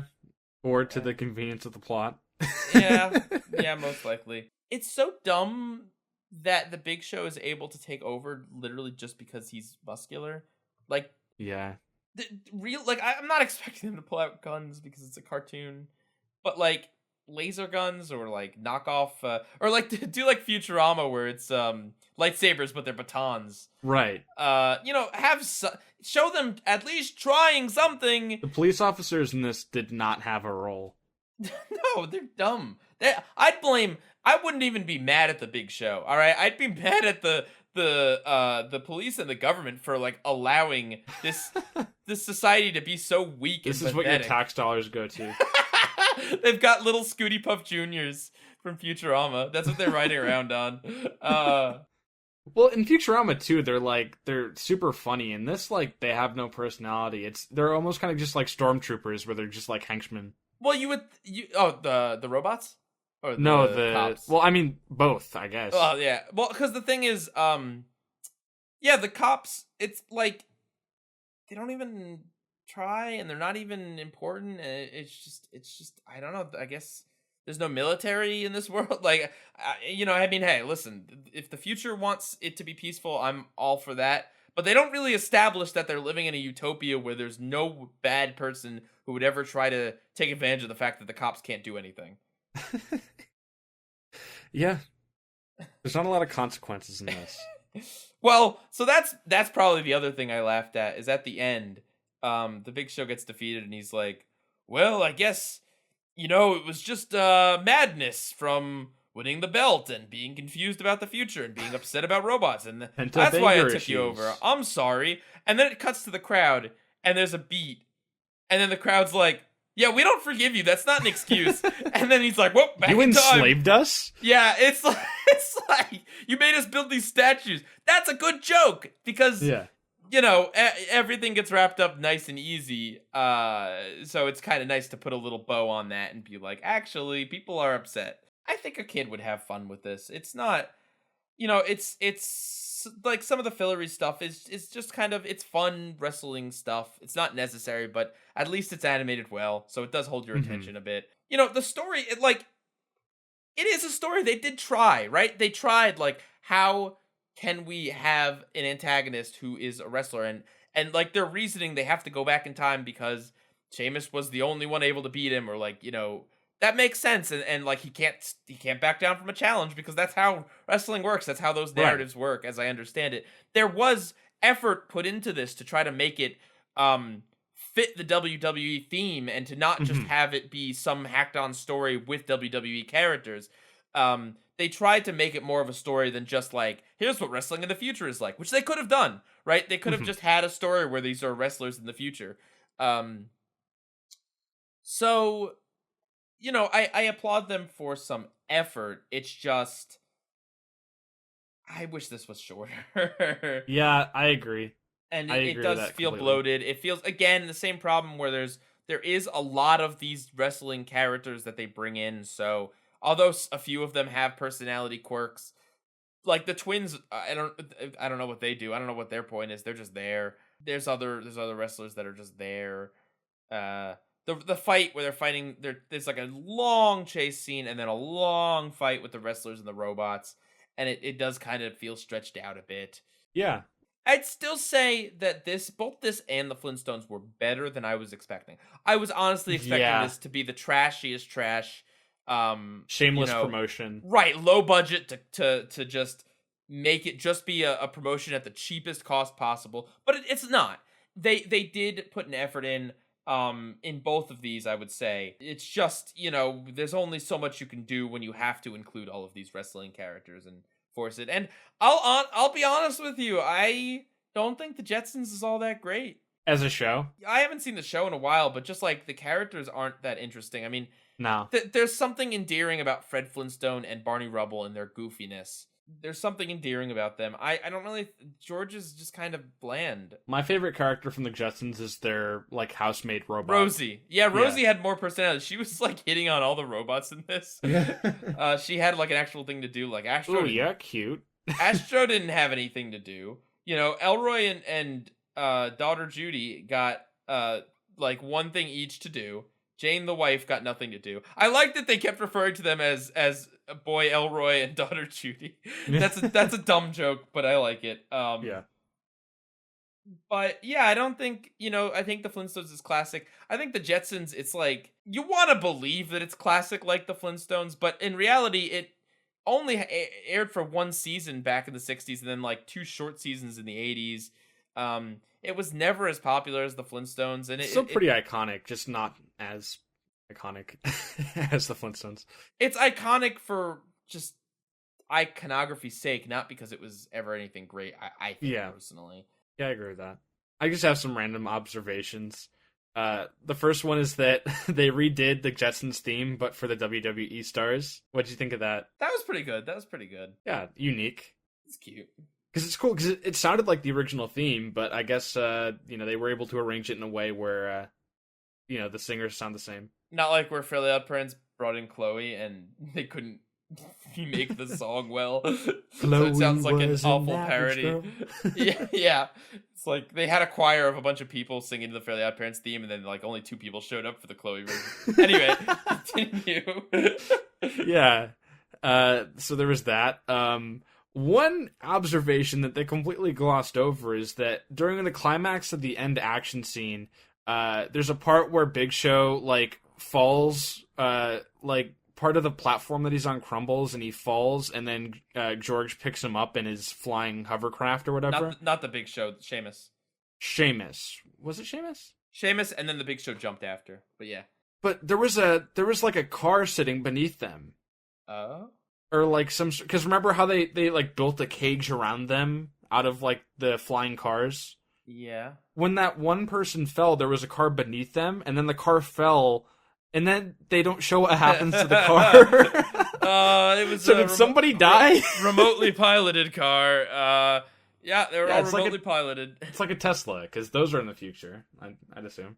Yeah, probably. Just like the WWE. For that. And then the last thing is that they fly back in spaceships to the present day. Yeah, and I guess they just keep those spaceships. Also, time travel's easy, man. You just fly around the moon a few times. How do you know where you're ending up? Like, I don't know. I don't think Elroy punches anything in anywhere. It's the location where you want it to be on the date that you want it to be, or a month later if you screw it up. Yeah, because that's more convenient. Yeah, both of these mention a vacation. Yeah, both of these also have characters' pants getting ripped off. Yep. Also, on that note, I was surprised the Jetsons know how to dress themselves. Considering, when they're going in disguise in the past, considering they have machines to dress them every day. The robots, yeah. Yeah. Yeah, I mean, both of them share McMahon. What a great character he is. And then also, well, I mean, technically, I guess also like a distant relative of McMahon. Right. Very true. Yeah, okay, so to sum it up, to continue the thought I was having earlier, I think because the Flintstones is more enjoyable as a property, and the Jetsons does kind of seem like a discount Flintstones in the future. Because of that, because it is shorter, and because I think it had like a few really good laugh out loud moments. I personally think the Flintstones was a bit better than the Jetsons, although, like I said, I was pleasantly surprised with both. I think both had funny moments. Both of them integrated the wrestlers decently well, like better than it could have been, certainly. And honestly, like, even if just for a novelty, I think it's worth watching at least one of these if you have the Boomerang streaming service, or Boomerang on Verve, or Boomerang on Amazon, or HBO Max if it's going to end up on there. Mm-hmm. Surprisingly, this is not bottom of the barrel fodder. It's there was effort put into these, so if you're a fan of either of these properties or Hanna-Barbera style animation, or what Warner is up to, like, or if you're a fan of wrestling, I think that you could do much worse than these. Yeah, I bet. How about you? Which one did you prefer? I'll agree with you. I say the Flintstones one is better. I really didn't vibe with the Jetsons one. I mean, I think an issue I had with it was how long it was, but yeah, I also just, like, I wasn't that interested in it. And one thing I will give it is, like, the kids had something to do. But, I mean, I guess that's in comparison to... One thing each. Bam Bam and whatever the Flintstones kid is. I don't remember Pebbles. her name. Pebbles, yeah, who are like infants or toddlers.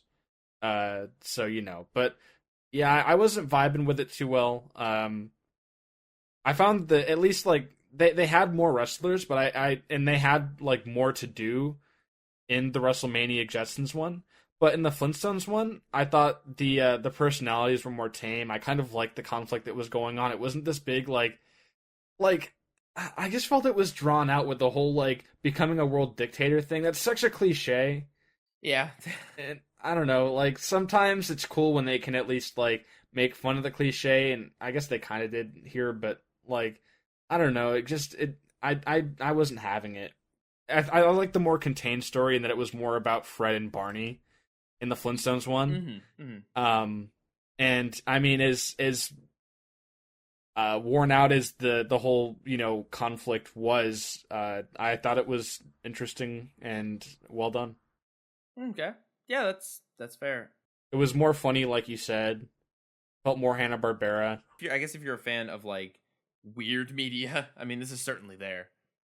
Oh yeah, and especially because like I would not recommend buying it or getting Boomerang or like specifically for this. But if you already have the subscription, obviously you care about these characters to some extent. Like I said, I mean the Flintstones one's only 50 minutes, so it's something. Yeah, and when you think of like brand crossovers, like kind of the whole thing between like WWE and like Jetsons or Flintstones is kind of weird. The only like I guess partial Hanna-Barbera property that I always think of with crossovers is, well, I mean Scooby-Doo for one, with like the new Scooby-Doo movies, but also Johnny Bravo. Johnny Bravo, I mean they also like crossed over with Scooby-Doo, but they had a bunch of like celebrity crossovers. Weird Al. Yeah, Weird Al, Shaquille O'Neal. Was it Huckleberry Hound in that episode too? I think. Yeah, I can see a Johnny Bravo episode with the WWE. I think that would be pretty fitting, to be completely honest. It's like, who's the more buff guy? Yeah, well, especially because it's fake. So Johnny, just like his strength is actually fake. There'd be a crossover there. Yeah. Interesting. I mean, like, look, I haven't seen it, but I edited for Phantom Strider a segment on Tom and Jerry and Willy Wonka and the Chocolate Factory. And that is one of the worst things I have ever seen clips of. Just to say, there exists much worse weird corporate crossovers than these out there. So, yeah. Yeah, I think they also did one with the Wizard of Oz. Yep, I can't speak to that one, but yeah, Tom and Jerry's been inserted into just a lot of things randomly.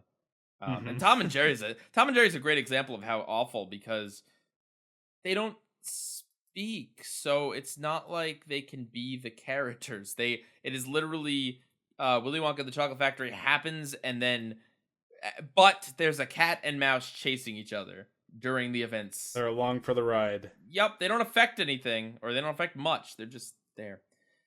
We have a couple viewer comments. Yeah, let's get to them. So we have one from Damian Wade, and they say, they are both not very good, but in very different ways. The Flintstones one is very stupid, and the plot is very contrived and boring. And the Jetsons one just makes no sense. Cramela, 1995, says, also, Kevin Michael Richardson is a great voice actor. Why the heck they got him for Barney is a riddle to me. And I 100% agree with that. All right, well, let's move. 1, 2, 3. Oh, you and the pinned Flintstones it. Wins. There you go. Mercy rule. Okay, let's move on. I have some trivia for you, Monsters. You've been doing a good job with trivia, and it's time for me to get you back. All right. So, this is going to be a game of Flintstones or Jetsons. I am going to read a Wikipedia description of an episode with the names censored out. And you have to tell me whether it's a Flintstones episode or a Jetsons episode. Cool. Are you ready? I like this. I am ready. Okay. Family dog creature becomes the star on the TV show Sassy, a parody of Lassie, while protagonist is hoping to cash in on Family Dog's success. Well, this slightly aligns with the WWE one where Fred becomes obsessed with trying to get rich. Or the Flintstones one. But when you said family dog creature, Astro is a family dog. But you also said creature. I'm overthinking this. I'm just trying to be inclusive. It's one or the other, obviously. Yeah. If I said dog, you might be like, up, Dino's not a dog. Whoop. But, yeah. you know. But in all fairness, Fred and George are pretty similar in terms of who they are. I'm going to say this is the Flintstones. You are correct. It is Dino Goes Hollyrock, 1962. What was the name of the Lassie parody? Sassy. Yeah, I don't know. All right, you got one. You're 1 for 1. Hey. Prop number 2. When protagonist sees wife reading a novel, he worries that she is planning on murdering him to collect life insurance money after a few near accidents. Wow. Some nice light. That's some. humor. Yeah. I don't know if prenups existed in the prehistoric age. And for that, I'm going to say that's the Jetsons. All right. Well, you are incorrect. Yep. It's called Dial S for Suspicion, and this is a parody of Dial M for Murder and also the movie Suspicion. Guess the Flintstones likes parodies.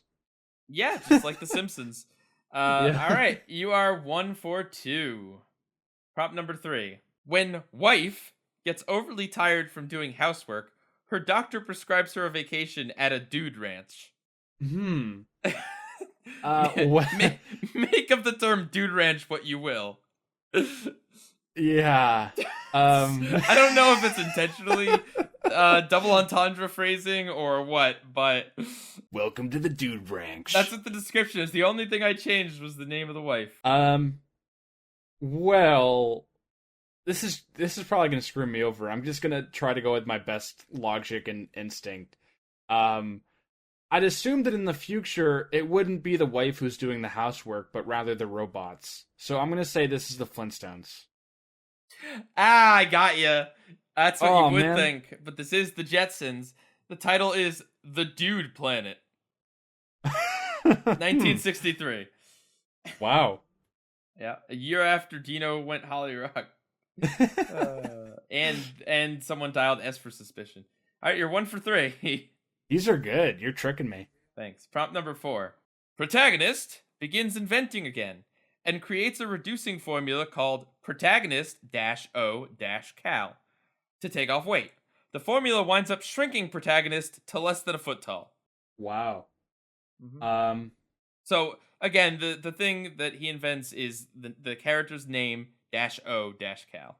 So it could be Fred O'Cal? Yes, or George O'Cal. Now, man, you really got me here, because like George O'Cal rolls off the tongue better, but also and you don't remember all of those classic episodes of the Flintstones and the Jetsons where George and Fred were always inventing things?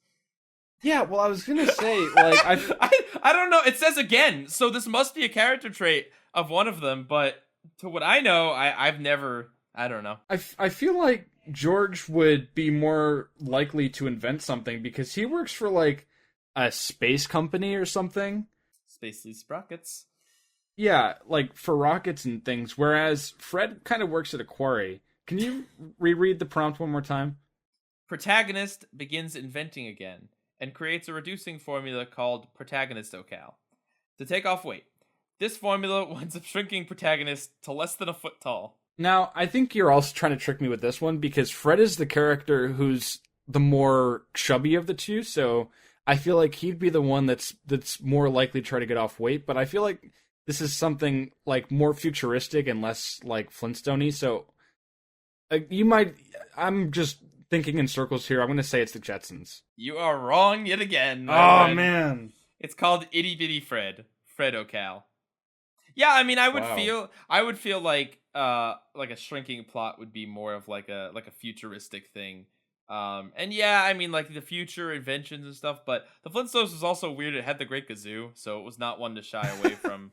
There's also an episode where like another alien entity clones Fred. Yeah. It was a very strange show, to be honest with you. All right, well, you are 1 for 4. Let's see if you can redeem yourself. I'll try. You're going to have a field day with this one. All of the characters visit the World's Fair, where they visit a time machine exhibit and travel to various times of the future. Yeah, the World's Fair is very 60s. In time travel, that could apply to anybody. Because the way that Hanna-Barbera could frame this is either, oh, what, the World's Fair happened in like 65 million BC, or it's happening in 21 whatever. It's funny you say that, because this did air in 65. Wait, when did this air? 65. 65. BC. No, BC. 1965. I'm gonna say it's the Flintstones. Hey, you got a second one. Hey. Yep. Again, like I said, Flintstones is a weird show. What's the episode called? Time Machine. They didn't. Well, you know, I mean, it's not like we had the internet to look up episode titles. I guess the only time you'd see it is in like a TV guide or something. So they weren't that creative. But yeah, there you go. 2 for 5 is okay. I did try to trick you up quite a bit on these. This is pretty fun. Like, to be honest with you, and I don't mean to sound depressing, but if the recast was going on for longer, we could easily do another Flintstones and Jetsons thing, because there's an episode where Fred buys a new car and it used to belong to a gangster who wants it back. And then there's an episode of the Jetsons where they're like, they find a car of a criminal or something. Like they're at a car show and it's something related to a thief is hidden something in the car. Like, I don't know. Now you can compare those to John Wick. Yeah, sure. Or we could have compared. There's a number of Flintstones plots that are very similar to The Simpsons. Like there's one where the Flintstones get invited to a fancy country club, and Fred frets about being fancy enough for it. Yeah, they're pretty timeless stories for being time-centric shows.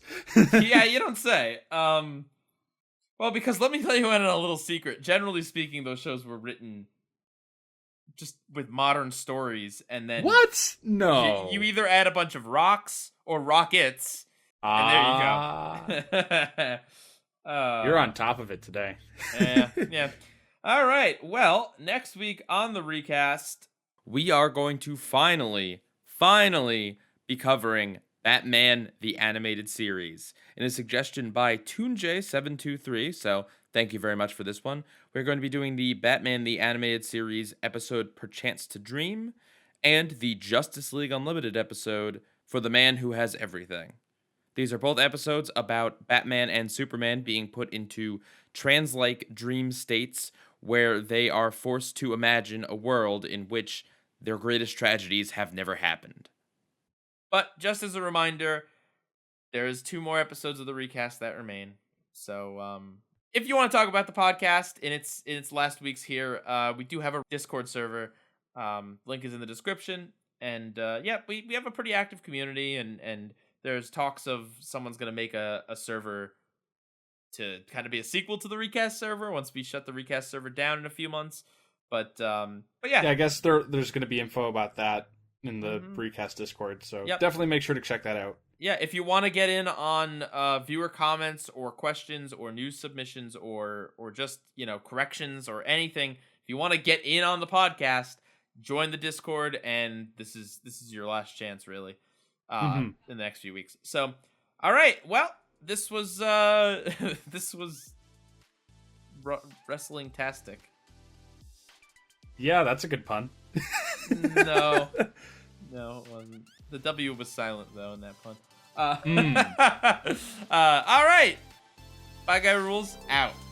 Catch you guys next time.